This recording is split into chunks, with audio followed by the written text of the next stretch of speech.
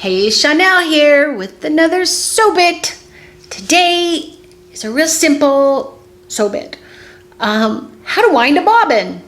Pretty simple, right? Sometimes you have to be reminded. If you got spoiled and bought a bunch of bobbins that already had the colors on it, you don't have to wind one for a while, you might forget.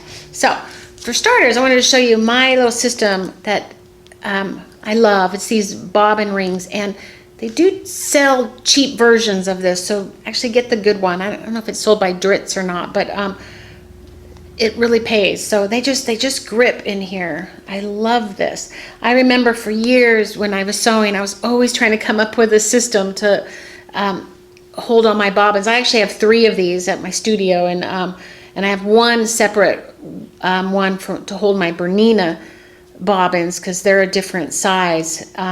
And so I have a teal one, so I remember, and it's kind of obvious which my Bernina ones are because they're short, squatty bobbins. Also, bobbins, come in different sizes. Most machines will use these simple one size ones, but there are bobbins out there that you have to have. The squatty ones. I call them squatty. They're flatter and a little bit wider. Then they have plastic bobbins too, which I don't really like. I like to use these. I do have some plastics. This is one of my students left this here, and it's pre-wound, and I can't get it going. Oh, there, I got it. Okay. It was kind of stuck in there. And the pre-wound ones are a little bit on cheap thread, so I don't really like them.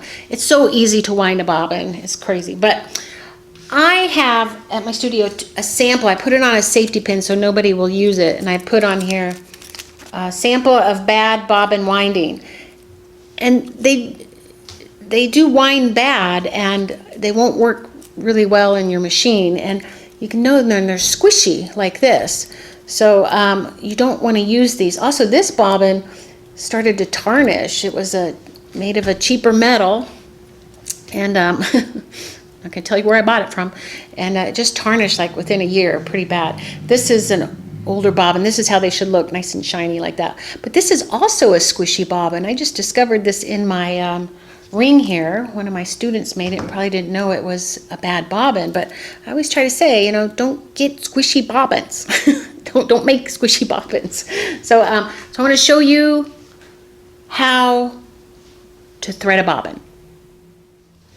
Okay, to wind a bobbin, first take our spool and we put it on the spool thing. Make sure too that you don't have any sticky stuff that gets stuck on there. I want it to be moving around. I've seen that happen before. Now, to wind a bobbin, most machines will have a kind of an illustration for you to follow. And what I've seen from most of them, it's the dashed line that you follow. The solid line is to thread the top of your machine, and the dashed line is winding the bobbin, just as a reminder for you. Now this one of the easiest ones to wind here is we use this disc for winding a bobbin, and this is showing the thread going around to the front and around to the back. I call it a figure 8 because it goes front and back like that. So we're going to take the thread going around the front to the back, and you want to make sure that it's in that disc really firmly, because that's where the squishy bobbins will come from if it's not gripping there.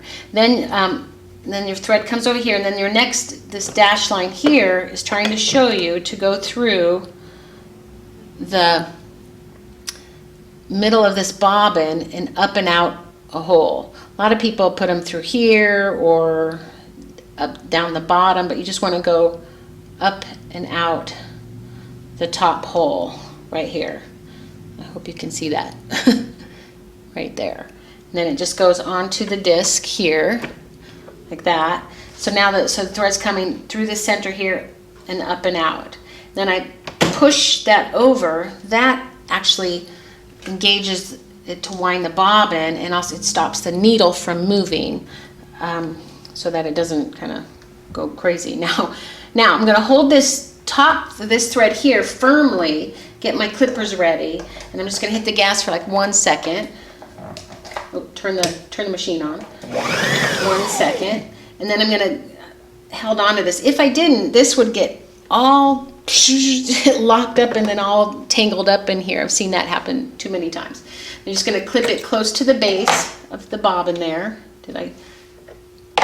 Somehow that one's, let's see, started that way. Now I'm going to hit the gas. And you want to hit it real firm or fast so that the bobbin goes firm. And that will stop by itself. I would say usually it does. Flops around.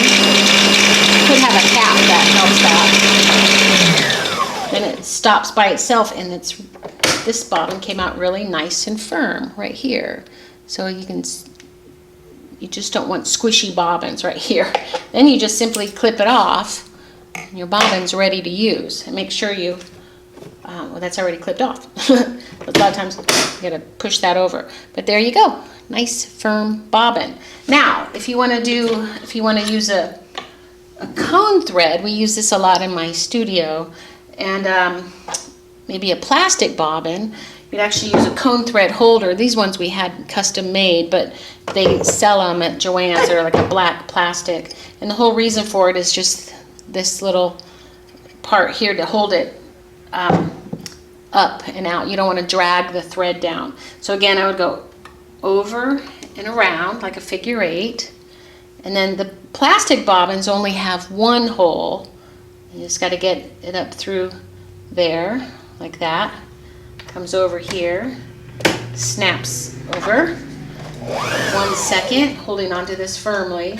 Clip it off. And hit the gas. And you want to hit the gas and for it to go steady, fast. So you don't want to like off and on like that. You want it to go just steady so that it can go up and down. And it stops by itself. Push it over, clip it off.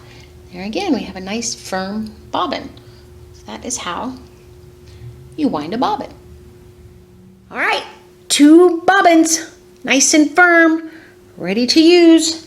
I'll put them in my little bobbin case, and we're off to the races. Now, if your bobbin gizmo thing doesn't work well on your machine, there is a solution.